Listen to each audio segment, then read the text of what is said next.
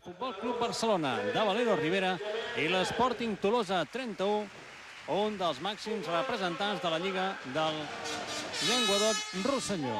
Aquí tenim la formació que presenta avui el Futbol Club Barcelona, una renovada alineació en el conjunt de Valero Rivera amb moltes novetats i amb alguna absència, en concret la de Fernando Hernández, que aproximadament d'aquí a una mitja hora prendrà ja un avió de Tunísia després de disputar els Jocs del Mediterrani. És probable que demà, si no juga, com a mínim estarà donant el seu suport als companys que té el Futbol Club Barcelona.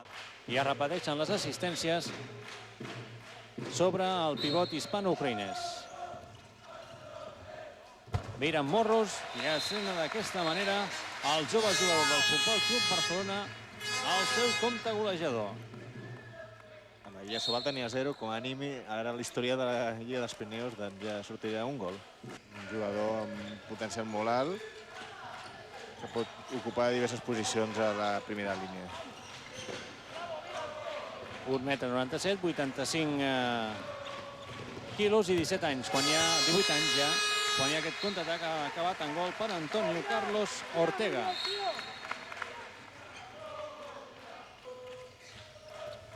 Torna una altra vegada el 2 contra 2, ara amb la variació de que la pilota no sabem si de manera estratègica o per error ha arribat a Miren Morros, però el cert és que Morros estava sol i no ha fallat. Era una assistència al Danechevski, no l'ha encertat, però Guillem Morros molt viu, molt despert, ha atrapat aquesta pilota i l'ha transformat, i segon gol, no?